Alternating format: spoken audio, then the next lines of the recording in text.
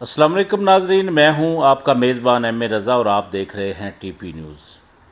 नाजरीन, हम हमेशा आपको रियल एस्टेट सेक्टर के ऊपर भी आगाही देते हैं, रिंग रोड के ऊपर बात करते हैं, ख़ुसूसन हाउसिंग सोसाइटियों के ऊपर बात करते हैं।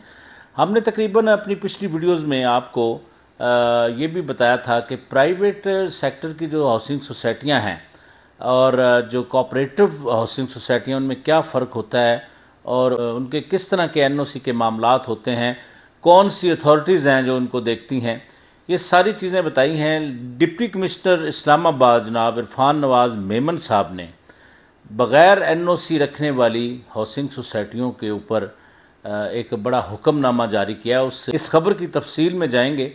चैनल को लाजम सब्सक्राइब कीजिए, साथ में लगे बेल आइकन को भी दबाया कीजिए और कोशिश किया कीजिए कि आप चूँकि रियल एस्टेट का कारोबार करते हैं तो आप पूरी वीडियो देखें ताकि आपको समझ लग सके कि हमारा आपसे बात करने का जो मकसद है, आपको आगाही देना है और बताना है कि किस तरह आप हाउसिंग सोसाइटियाँ, कुछ जो फेक और इलीगल हाउसिंग सोसाइटियाँ हैं, उनके फ्रॉड से कैसे बच सकते हैं, आपकी इन्वेस्टमेंट कैसे महफूज रह सकती है, ये सारी चीज़ें हम आपको समझाते हैं।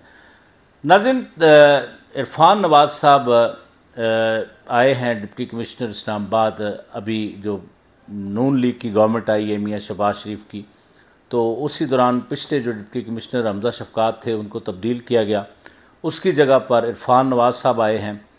अब तक की जो उनकी कारकर्दगी है, ख़ुसूसन मैं हाउसिंग सोसाइटियों की बात करूं तो वो बहुत ज़्यादा दिलचस्पी ले रहे हैं। किसी हाउसिंग सोसाइटी का इलेक्शन होता है तो उसमें भी वो खुद जाते हैं, उसको मॉनिटर करते हैं और कोशिश कर रहे हैं कि जो हाउसिंग सोसाइटियों के मामलात हैं उनको हल किया जा सके। अभी उन्होंने ये किया है कि जिन हाउसिंग सोसाइटियों का सीडीए से एनओसी कैंसिल है या सीडीए से एनओसी नहीं है, तो उसके ऊपर उन्होंने जो तरक्याती काम सोसाइटियाँ करवाती हैं यानी डेवलपमेंट जो करती हैं, तो उन्होंने उनको मना करने का हुक्म दे दिया है। जो एडीसीआर साहब हैं उनको भी ये हुक्मनामा जारी उन्होंने किया है कि इन सब सोसाइटियों को चेक करें, अगर किसी के पास एनओसी नहीं है तो उसको तरक्याती कामों से रोक दिया जाए। अब नाज़रीन, मैं आपको बताऊं कि बहुत सारे फेजेज़ ये सोसाइटियां नए लॉन्च करती हैं, उसके लिए इनको सर्कल रजिस्ट्रार से परमिशन लेनी होती है, मेंबरान से बाकायदा वो एजीएम के अंदर इसकी इजाज़त लेते हैं। उसके बाद वो इजाज़त जब इनको मिलती है मेंबरान की तरफ से, तो वो मामला फिर सीआर के पास आता है, तो सीआर साहब फिर उस आर्डर को जारी कर देते हैं कि क्या सोसाइटी कोई नया जो ब्लॉक है या नया फेज़ है को वो लॉन्च कर सकती है। मैं जनाब इरफान नवाज़ साहब से ये गुजारिश करूँगा कि यहाँ पर तकरीबन 44 फ़ाल कोऑपरेटिव हाउसिंग सोसाइटियाँ हैं जो आपके अंडर आती हैं। उनमें आप ये समझ लें कि खरबों रुपया लोगों का इन्वेस्ट है। बहुत सारे रिटायर्ड लोग जो अपनी जमा पूंजी इन सोसाइटियों वालों को दे चुके हैं, और मैं बार बार बात ये करता रहा कि इस जो कोऑपरेटिव डिपार्टमेंट है इसको बिल्कुल एक अलग डिपार्टमेंट बना दिया जाए, और इसमें ज़्यादातर जो बेशतर लोग हैं वो दूसरे महकमों से यानी डेपुटेशन के जो लोग होते हैं वो लिए जाते हैं, और कोई इतनी खातर खा इसमें वो कारकर्दगी नहीं दिखा पाते जिस तरह एक प्रॉपर इसका डिपार्टमेंट होता है। तो मैं इरफान नवाज़ साहब ने चूँकि अभी एक सीआर भी उन्होंने अपॉइंट किया है, तो मैं उनकी तवज्जो ये भी दिलाऊंगा कि कोऑपरेटिव लॉ के मुताबिक जो ग्रेड होता है वो किस ग्रेड का शख्स सीआर बनने की अहलियत रखता है, इसको भी लाजमी चेक कर लें। और मौजूदा जो सर्कल रजिस्ट्रार है, क्या उनका जो ग्रेड है वो बिल्कुल कोऑपरेटिव कवानीन के मुताबिक उनकी ज्वाइनिंग है। चूँकि ये लोगों के जो घर बनाने के ख्वाब हैं उनसे ये मामला जुड़ा हुआ है, तो इसके लिए बड़ा एक अच्छा इकदाम उन्होंने उठाया है डीसी साहब ने कि वो ख़ुद दिलचस्पी ले रहे हैं।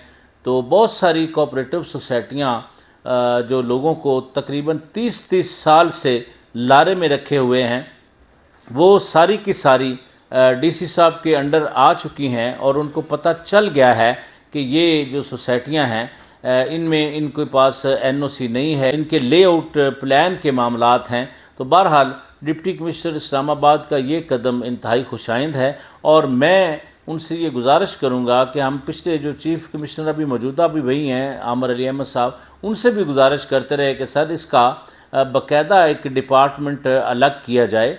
उन्होंने हमें ये कहा भी था कि हम इसका डिपार्टमेंट अलग कर रहे हैं, लेकिन कौन सी वो नागुज़ीर वजूहात हैं जो अभी तक इसका डिपार्टमेंट अलग नहीं किया गया। इस डिपार्टमेंट जिस तरह डीसी साहब सोसाइटियों के ऊपर बड़ी अच्छी अपनी निगाह रख रहे हैं, तो उनका ये भी बहसीयत डीसी, क्योंकि ये उनके अंडर ये सारा सिस्टम है, तो उनको चाहिए कि कोऑपरेटिव डिपार्टमेंट को भी ज़रा चेक कर लिया जाए, क्या जो लोग कोऑपरेटिव डिपार्टमेंट में बैठे हैं क्या वो अहलियत रखते हैं कि वो लोगों का खरबों रुपया जो इसमें लगा हुआ है।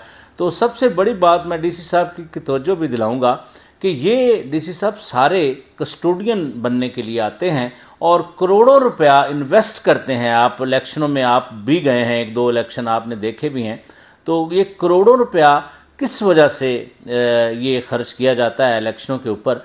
क्या ये इतना बड़ा सोशल वर्क है कि अपनी जेब से 5-10 करोड़ रुपया इलेक्शन का ख़र्चा करते हैं ये लोग और फिर आके कस्टोडियन बन जाते हैं जो बग़ैर तनख्वाह के लोगों के घर बनाने के ख्वाबों की तकमील करते हैं। तो ये एक सवाल है मेरा डीसी साहब से।